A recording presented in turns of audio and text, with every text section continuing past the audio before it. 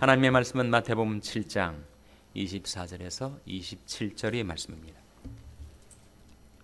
그러므로 누구든지 나의 이 말을 듣고 행하는 자는 그 집을 반석 위에 지은 지혜로운 사람 같으리니 비가 내리고 창수가 나고 바람이 불어 그 집에 부딪히되 무너지지 아니하나니 이는 주초를 반석 위에 놓은 연고요. 나 이 말을 듣고 행치 아니하는 자는 그 집을 모래 위에 지은 어리석은 사람 같으리니 비가 내리고 창수가 나고 바람이 불어 그 집에 부딪힘에 무너져 그 무너짐이 심하니라. 아멘. 할렐루야. 서로의 평강의 복을 교환하는 마음으로 샬롬 인사 나누시기 바랍니다. 샬롬. 샬롬. 우리가 지금까지 상고해왔던 산상수훈, 예수님의 산상수훈이 마지막 결론 부분입니다. 산상수훈은 어디에 나온다고요? 마태복음 5장에서 7장까지 우리 주님의 산상수훈의 말씀이 최종 결론 부분입니다. 뭐로 시작하죠? 그러므로 이렇게 시작하지 않습니까? 24절 말씀 같이 읽겠습니다. 시작. 그러므로 누구든지 나의 이 말을 듣고 행하는 자는 그 집을 반석 위에 지은 지혜로운 사람 같으리니. 주님이 산상수훈의 말씀, 산상설교의 말씀이 마지막 시작은 접속사 그러므로 라고 시작하여 주님은 이 말씀의 결론을 맺고 있는 것입니다. 주님의 결론도 비유죠. 비유. 두 집이 있다는 거예요. 허위대는 멀쩡해요. 똑같이 탄탄하게 견고하게 보이는 두 집. 그런데 비가 오고 바람이 불고 창수가 나서 그 두 집에 닥쳐올 때 한 집은 견고하고 확고하게 그대로 서 있는데 다른 한 집은 와르르 무너져 내린다.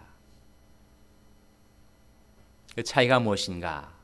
차이가 뭐라고 했습니까? 한 집은 어디 위에 세워졌다고요? 반석 위에. 다른 한 집은 어디에 세워졌다고요? 모래 위에.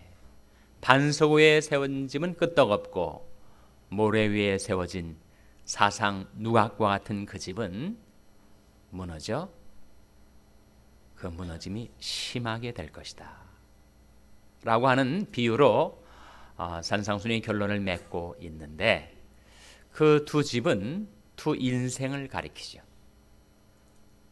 그 두 인생의 차이가 무엇인가? 한 사람은 지혜로운 사람, 한 사람은 어리석은 사람인데 무엇이 그 지혜와 어리석음을 갈라놓았는가? 그 지혜로운 사람은 반석 위에 집을 짓고 어리석은 사람은 모래 위에 집을 짓는데 그 양자의 차이가 뭐라는 겁니까? 양자의 차이가 주님의 말씀을 듣고 행하는 것과 그리고 행치 않는 것, 그 차이라는 거죠. 주님의 말씀을 행하며 살아가는 자는 반석 위에 집을 짓는 지혜로운 사람이 되는 것이고 주님의 말씀을 듣고도 행치 아니하면 모래 위에 집을 지은 어리석은 사람 같을 것이다. 비가 오고 홍수가 나고 바람이 분다. 무엇을 의미할까요, 여러분? 시험에 비가 오고 환난에 홍수가 오고 시련에 바람이 불어올 때 평상시는 몰랐는데 그런 위기가 닥쳐올 때 하나는 그 모든 위기를 다 극복하고 견고하게 서 있지만 다른 하나는 와르르 무너져 내린다는 것. 우리 모두는 집을 짓는 자입니다. 무슨 집을 지을까? 어떤 집을 짓는다는 말인가? 우리 가정의 집을 짓죠. 우리 비즈니스의 집을 짓습니다. 우리 교회의 집을 짓습니다. 그리고 나라는 한 개인의 인생의 집을 져요. 신앙의 집, 인격의 집, 인생의 집을 누구나 지으면서 살아가는데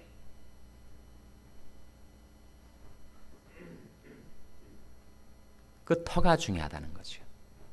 건축에 있어서 파운데이션이 중요하다는 거예요. 파운데이션은 딱 하나. 아무리 시험과 환란이 닥쳐와도 흔들리지 않는 견고한 건축을 하기 위한 터는 딱 한 가지. 고린도전서 3장 11절에 나타나 있습니다. 찾아보시기 바랍니다. 고린도전서 3장 11절 말씀.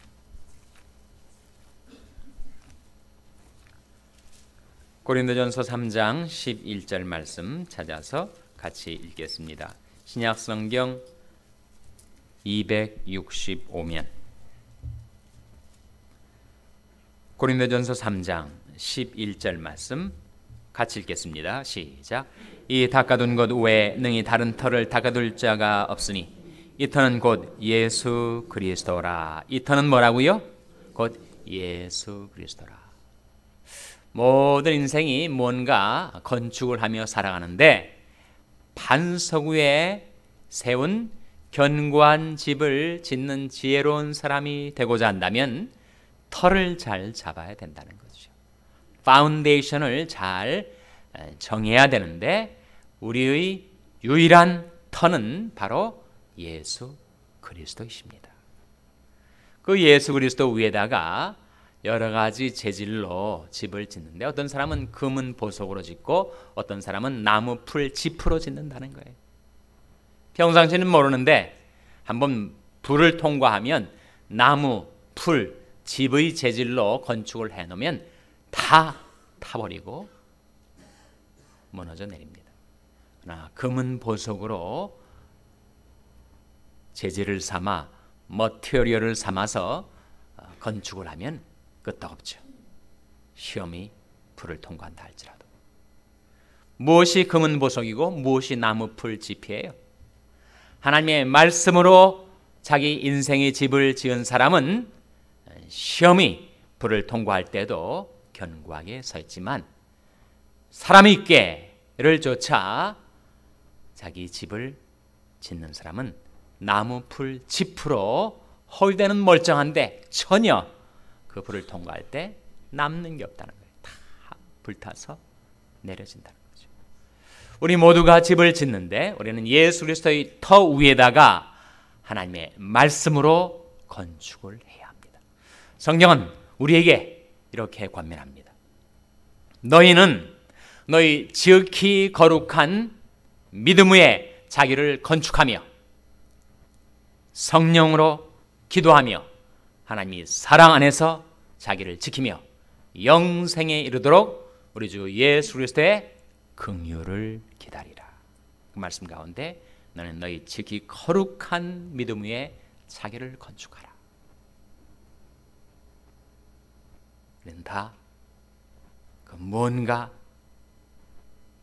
집을 짓고 있습니다. 건축 사업에 종사하고 있는 거예요. 자기 신앙의 집, 인생의 집, 인격의 집, 가정의 집, 비즈니스의 집, 교회의 집. 우리 샬롬 교회도 지금 성전 건축을 위해서 기도하고 있지 않습니까? 우리 모두가 다 모종의 건축을 하고 있는데 과연 나는 어떤 건축을 하고 있는 것인가? 과연 예수 그리스도의 터 위에다가 말씀으로 건축을 하고 있는가? 아니면 그렇지 아니한가? 그것에 의해서 우리가 지혜로운 인생이 될 수도 있고 어리석은 인생이 될 수도 있다는 것입니다. 그래서 산상수훈에 예수님께서 지금 결론을 맺으면서 결국 그 지혜로운 사람과 어리석은 사람의 차이, 반석의 집을 짓는 사람과 사상 누각을 짓고 있는 사람의 차이, 그것은 주님의 말씀을 듣고 행하느냐 행치 않느냐에 달려있다는 거예요. 내가 지금까지 신앙생활을 몇십 년 해왔다 할지라도 돌이켜보면 정말 하나님의 말씀을 내가 순종하며 살았던 것이 과연 몇 번일까? 아무리 교회의 문턱이 닳도록 왔다 갔다 했다 할지라도 실제로 내 삶 속에서 하나님의 말씀에 순종하며 살았던 것이 과연 얼마가 되는가? 그 말씀에 순종하며 살았다면 나의 신앙의 집도, 인격의 집도, 내 인생의 집도 지금 견고하게 건축되고 있는 것일 거고, 반면에 내가 하나님의 말씀을 순종하며 산 것이 거의 없었다면 외양은 신앙인 크리스찬의 집을 지어놓은 것 같아도 시험이 비가 오고 환란이 홍수가 밀어닥치고 시련이 바람이 불어올 때 내가 견고하게 지은 집인 줄 알았는데 그것이 무너져 내리게 될 거란 말이죠. 결국 그 차이는 말씀 순종의 차이입니다. 나의 이 말을 듣고 행하는 자와 나의 이 말을 듣고 행치 않는 자의 차이라고 우리 주님은 말씀하신 겁니다. 그래서 우리 삶 속에 하나님의 말씀을 순종하는 것이 너무나도 중요합니다. 내 인생의 성패를 좌우하는 것입니다. 뿐만 아니라 나의 영원한 운명을 좌우하는 것이기도 하죠. 우리 주님께서 다시 오실 때 내가 그 건축한 집의 공력을 따라서 우리에게 상벌을 주실 거니까. 우리가 하나님의 말씀을 순종하는 것 쉽지 않은 것을 우리는 경험을 합니다. 대충 반마음으로 말씀을 순종할 수는 없는 법입니다. 사자도 토끼 한 마리 잡으려 할 때 사력을 다하여 혼신을 다하여 그 사냥에 나선다고 합니다. 하물며 미천한 우리 인생이 하나님의 말씀을 순종하는 일을 대충 반마음으로 성의 없이 하는데 말씀 순종이 가능할까요?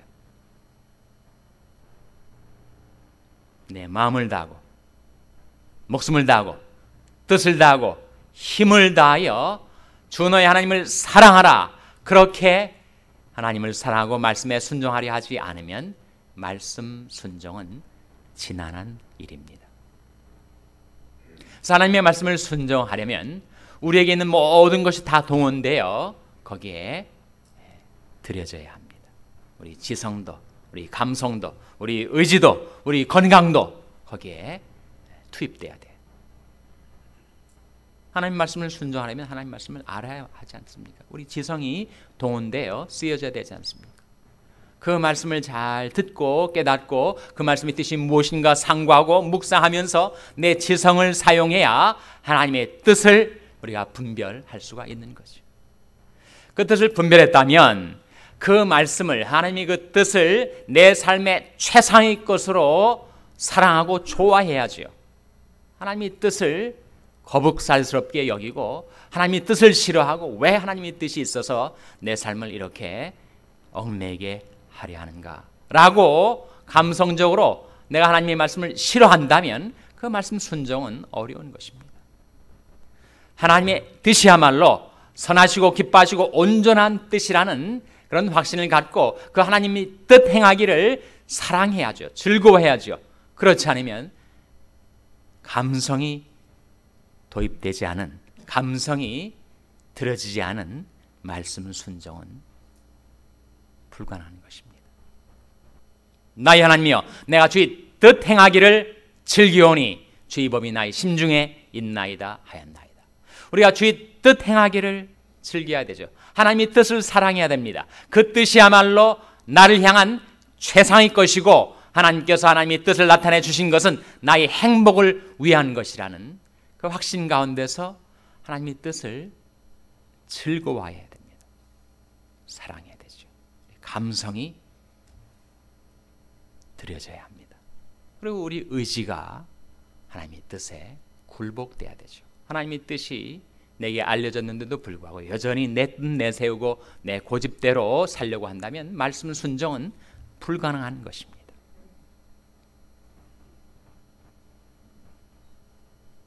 내게 나타난 그 하나님의 뜻에 자신을 순복시킬 때 순종이 가능한 거죠. 그런즉 너희는 하나님께 순복할지어다.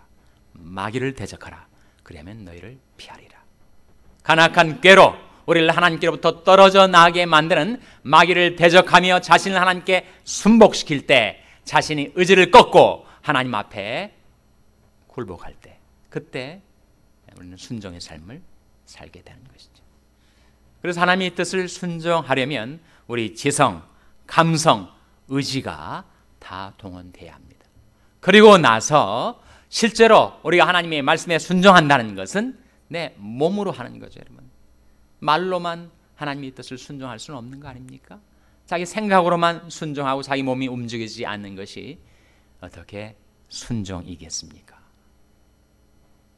순종하려면 자신이 몸이 그 하나님의 뜻에 드려져야 합니다. 하나님의 뜻과 너무 동떨어져서 살고 있는 내 발걸음을 하나님께로 돌이키는 순종이 우리에게 있어야 하겠죠.